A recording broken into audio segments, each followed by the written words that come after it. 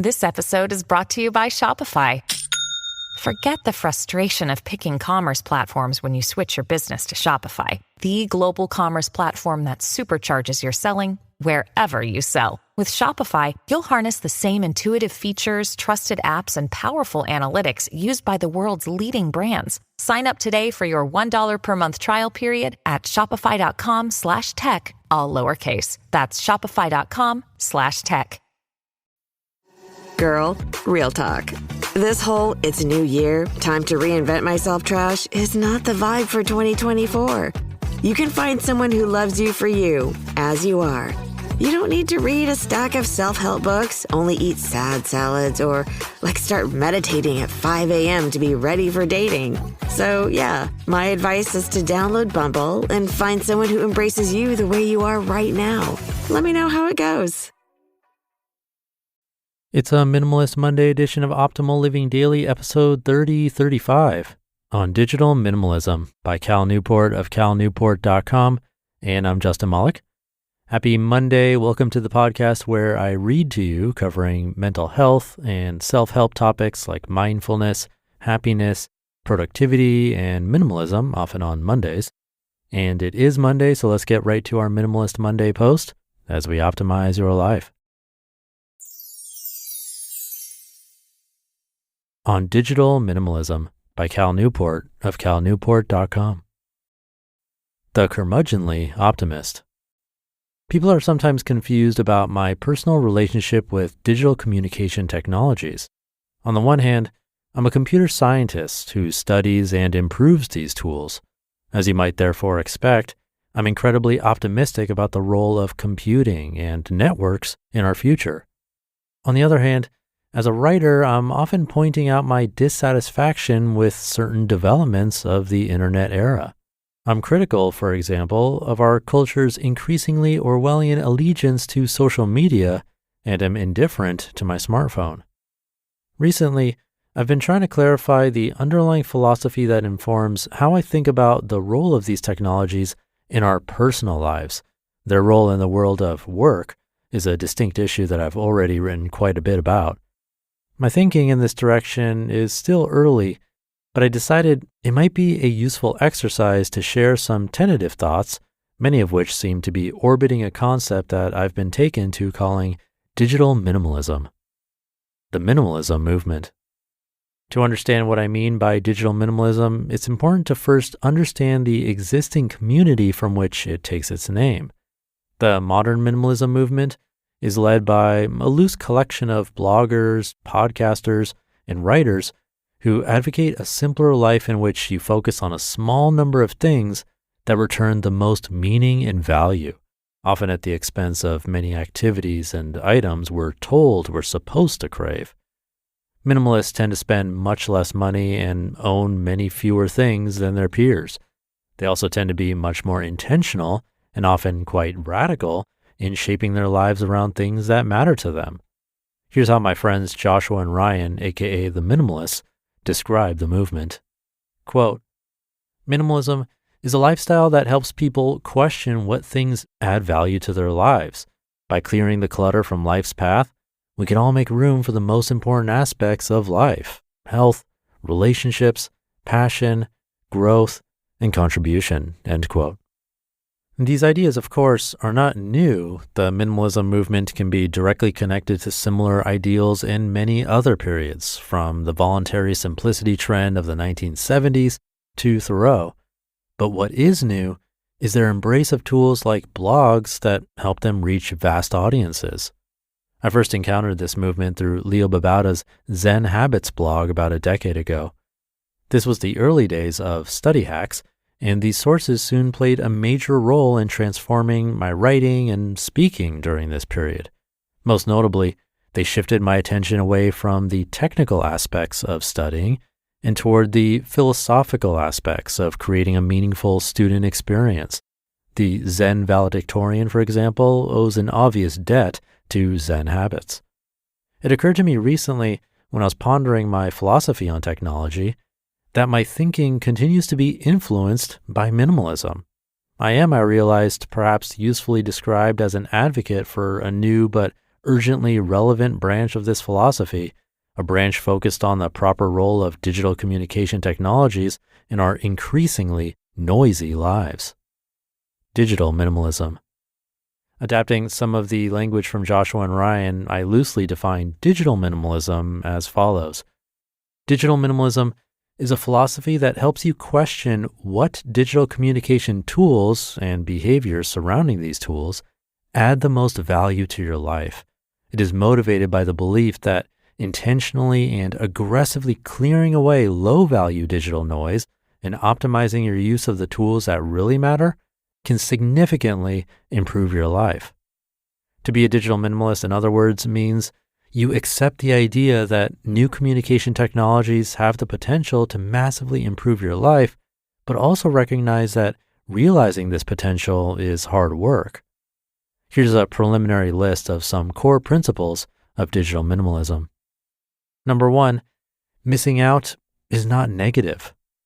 Many digital maximalists who spend their days immersed in a dreary slog of apps and clicks justify their behavior by listing all of the potential benefits they would miss if they began culling services from their life. I don't buy this argument. There's an infinite selection of activities in the world that might bring some value. If you insist on labeling every activity avoided as value lost, then no matter how frantically you fill your time, it's unavoidable that the final tally of your daily experience will be infinitely negative. It's more sensical to instead measure the value gained by the activities you do embrace, and then attempt to maximize this positive value. Number 2, less can be more.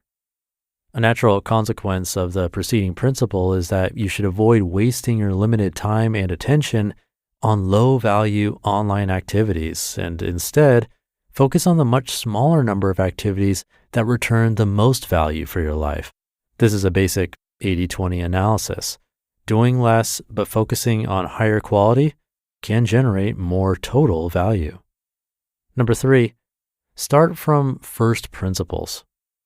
Digital maximalists tend to accept any online activity that conceivably offers some value. As most such activities can offer you something, few people would write an app or launch a website with no obvious purpose. This filter is essentially meaningless. A more productive approach is to start by identifying the principles that you as a human find most important, the foundation on which you hope to build a good life. Once identified, you can use these principles as a more effective filter by asking the following question of a given activity. Will this add significant value to something I find to be significantly important to my life? Number 4, the best is different than the rest. Assume a given online activity generates a positive response to the question from the preceding principle. Well, this is not enough. You should then follow up by asking, is this activity the best way to add value to this area of my life? For a given core principle, there may be many activities that can offer some relevant value, but you should focus on finding the small number of activities that offer the most such value. The difference between the best and good enough in this context can be significant. For example, someone recently told me that she uses Twitter because she values being exposed to diverse news sources. She cited in particular how major newspapers were ignoring aspects of the Dakota pipeline protests. I don't doubt that Twitter can help support this important principle of being informed, but is a Twitter feed really the best use of all the internet has to offer to achieve this goal? Number 5, digital clutter is stressful. The traditional minimalists correctly noted that living among lots of physical clutter is stressful. The same is true for your online life. Incessant clicking and scrolling generates a background hum of anxiety. Drastically reducing the number of things you do in your digital life can by itself have a significant calming impact. This value should not be underestimated. Number 6, attention is scarce and fragile. You have a finite amount of attention to expend each day. If aimed carefully, your attention can bring you great meaning and satisfaction. At the same time, however, hundreds of billions of dollars have been invested into companies whose sole purpose is to hijack as much of your attention as possible and push it toward targets optimized to create value for a small number of people in Northern California. This is scary and demands diligence on your part. As I've written before, this is my main concern with large attention economy conglomerates like Twitter and Facebook. It's not that they're worthless, but instead it's the fact that they're engineered to be as addictive as possible. Number 7, many of the best uses of the online world support better living offline. We're not evolved for digital life, which is why binges of online activities often leave us in a confused state of strung out exhaustion. This explains why many of the highest return online activities are those that take advantage of the internet to improve important aspects of your offline life. Digital networks, for example, can help you find or form a community that resonates with you, but the real value often comes when you put down your phone and go out and engage with this new community in real life. Number 8, be wary of tools that solve a problem that didn't exist before the tool. GPS helped solve a problem that existed for a long time before it came along. How do I get where I want to go? And so did Google. How do I find this piece of information I need? Now, Snapchat, by contrast, did not. Be wary of tools in this latter category, as they tend to exist mainly to create addictive new behaviors that support ad sales. And number 9, activity trumps passivity. Humans deep down are craftspeople. We find great satisfaction in creating something valuable that didn't exist before. Some of the most fulfilling online activities, therefore, are those that involve you creating things as opposed to simply consuming. I'm yet to meet someone who feels exhilarated after an evening of trawling clickbait, yet I know many who do feel that way after committing a key module to an open source repository. With this list, and much of the thinking behind it, is still tentative, I should also emphasize again that it applies almost exclusively to the role of digital technology in your personal life and is largely distinct from my thinking about how to integrate technologies productively in the professional sphere. But there's something coherent lurking in the background here that I will continue to work through. Digital minimalism, for example, has helped me better understand some of the decisions I've made in my own online life, such as my embrace of blogging and rejection of major social media platforms, while at the same time challenging me with areas where I could be leveraging new technologies to even better support some of my core principles. In other words, like any productive philosophy, it gives me both clarity and homework. The bottom line of this general thinking is that a simple, carefully curated, minimalist digital life is not a rejection of technology or a reactionary act of skepticism. It is, by contrast, an embrace of the immense value these new tools can offer if we're willing to do the hard work of figuring out how to best leverage them on behalf of the things we truly care about. You just listened to the post titled On Digital Minimalism by Cal Newport of calnewport.com, and I'll be right back with my commentary. Girl, real talk. This whole "it's a new year, time to reinvent myself" trash is not the vibe for 2024. You can find someone who loves you for you, as you are. You don't need to read a stack of self-help books, only eat sad salads, or start meditating at 5 a.m. to be ready for dating. So yeah, my advice is to download Bumble and find someone who embraces you the way you are right now. Let me know how it goes. It's no secret how important e-learning solutions are in today's dynamic business landscape.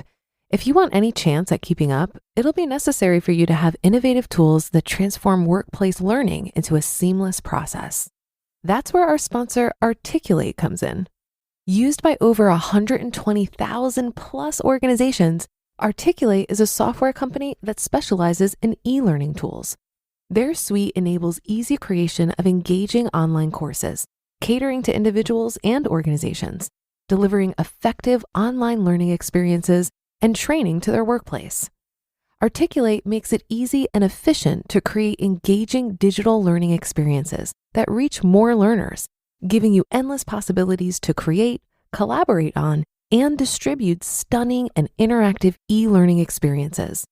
So visit articulate.com/360 to start a free 30-day trial of Articulate 360. That's articulate.com/360 to start a free 30-day trial of Articulate 360. Thank you to Cal. It's a tough one to live in this world and reject some of the things that everyone else seems to be doing. There's the fear of missing out, of course, but also the real possibility of actually missing out on opportunities and building new skills and so on, the good things that the new technologies provide. But like everything, there are extremes, and balancing that isn't easy. For me personally, I don't use TikTok or Instagram. Our old podcast account on Instagram is managed by our little team here. And I check Facebook maybe once a day, or if there seems to be an important notification. That's what works for me after years of trial and error. What works for you could be completely different, but in either case, it's nice to see that there are options. Some places around the world are just now starting to pick up these trends and technological advancements, whereas in other places, they're so sick of it, they're trying to build communities that foster the opposite sort of values. I actually recently found out about a company that builds mini cities or mini communities, really, where everything you need is walkable and the social aspect of our lives is prioritized. And I can see why that's appealing. But wherever you land on the spectrum, I'd say just be mindful of it, putting a bit of thought into why you use certain apps and tools and the pros and cons. But that should do it for today. Hope you have a great start to your week. Thank you for listening, and I'll see you tomorrow where your optimal life awaits.